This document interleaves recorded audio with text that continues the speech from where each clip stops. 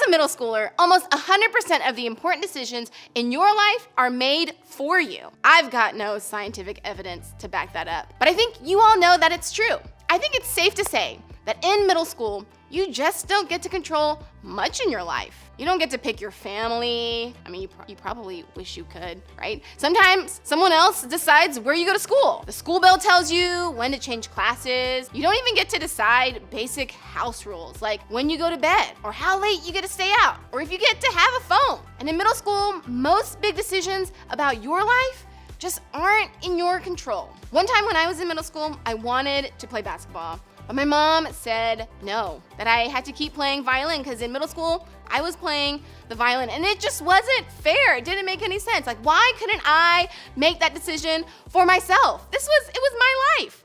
If I wanted to play basketball, I should be able to play basketball and quit playing violin. But my mom said no, so I just kept playing the violin. So I didn't have control over that part. But what makes this lack of control over so many areas of our lives so difficult as middle schoolers is that the one thing we all want most at this age is more freedom. We want control over the things that matter to us. It's a normal part of growing up. The older you get, the more freedom you want to have, the more control you want over your life and the decisions that impact it. But even though we feel out of control about so many details in our lives, believe it or not, there's one pretty important thing that we have total control over right now: our bodies. Whether you realize it or not, we all have control over what we do with our bodies. And throughout this series, we've been talking about things like puberty, sex, and sexual activity, all topics that make us cringe a little bit, right? Well, our bodies have everything to do with those topics. And since you and I have control over our bodies, we get to choose what we do with our bodies. In other words, you get to decide. You get to decide how you'll talk about sex. You get to decide if you'll send those pictures. You get to decide if you'll look at those videos. You get to decide what sexual activity you'll participate in or not participate in. You get to decide how you'll respond to the way someone else speaks to you or treats you. When it comes to sexual behaviors, you get to decide what to do and what not to do with your body.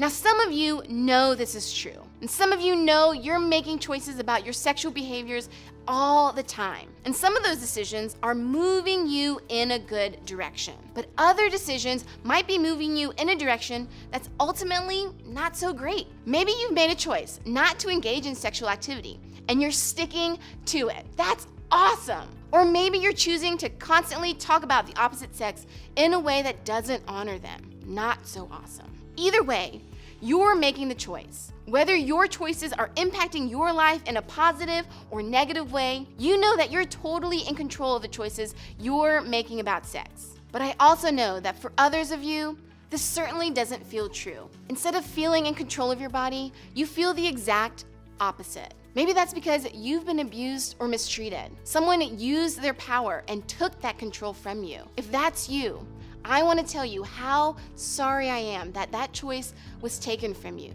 Please know that this wasn't the way God designed it to be. And although you haven't been in control in the past, it's never too late to take that control back. You have the choice to tell someone about what happened and to get help. Your small group leader is a great person to talk to about what that could look like for you today. Or maybe you feel out of control in a different way. Maybe you started looking at pictures online, or talking about sex, or even doing sexual things with someone.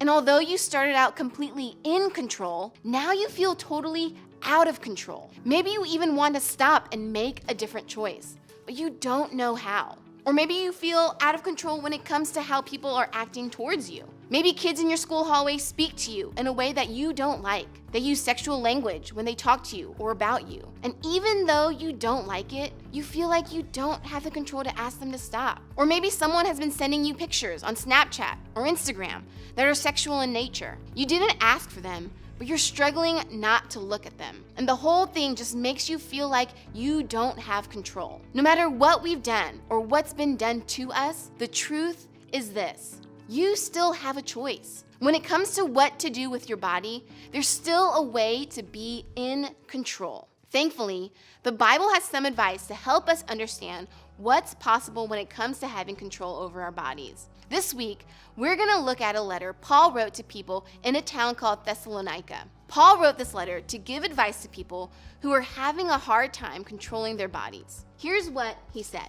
God wants you to be holy and to stay away from sexual sins. So Paul started by telling the Thessalonians that God's desire for them was to stay away from sexual sins or behaviors that are not what God intended. Last week, we said that God made sex to matter. So, sexual sins might include any thoughts or behaviors that treat sexual activities like they don't matter. Now, while this instruction from Paul is helpful, it's also really hard to follow. It's a difficult thing to do, especially in a world that wants us to believe sex isn't that big of a deal, right? So how do we actually do this? How do we follow Paul's leading? Look at what he said next. He wants each of you to learn to control your own body in a way that is holy and honorable. And Paul made it really clear here. God's desire is for us to control our bodies and use them in a way that is holy. What does that mean? Well, the word holy means to be set apart. So what Paul meant is that the way we use our bodies should be set apart or different than the world around us. Sure, we might see a lot of other people using the control they have over their bodies to participate in all sorts of sexual activities. But God wants us to be different. He wants us to learn to control our bodies and set ourselves apart. God wants us to control our bodies in a way that honors Him. In the way we think, in the things we look at, in the words we use, in the way we treat other people, and in the way we let other people treat us. God wants us to keep control. Now, why does this seem to matter so much to God? Well, for starters, it's because God cares about you and how you use your body. But it's also because God created you and the body you have. He made you. And because of that, He wants you to use what you've been given in a way that honors both Him and yourself. Because God made you. And you are in control of your own body. That's what God wants. And He wants you to use your control in a way that's healthy because He cares about you and wants what's best for you. So how can we start to take control of our bodies in a way that honors God? Well, I think we first have to think about where we might be a little out of control. If you're scared at the thought of giving up something in your life, you may not be in control. If you want to say no, but it feels like someone else is saying yes for you, you may be out of control. If you want to say no, but it feels like something in your brain just has to say yes, you might not have the control you think you do. If you're currently using your body in ways that are causing you to lose control, it's not too late to make a change. Here's how you can start. You can talk about it. Start making a change by talking to people you trust about the areas where you feel out of control. Talk to a parent, a small group leader, or other trusted adult about how you're feeling. Ask for help. Sometimes simply talking about it can help you take back control. And if you've made a decision that you're not sure how you feel about it, now is the time to start navigating that situation with an adult to figure out what that decision means for you. Another thing you can do is have a no plan in place. Decide ahead of time what you're going to say no to when it comes to how you use your body. Decide what behaviors, words, and situations you're going to allow or not allow. Don't wait till you're in the middle of a moment to make up your mind about what you will or won't do. Decide now how you will control your own body. And lastly, you can stop hiding. If you feel that someone has taken away the control you have over your own body, please tell someone. Maybe you need to pull your small group leader aside today and have a conversation. We want to help you. You have a choice, and you can still have control of your body, no matter what.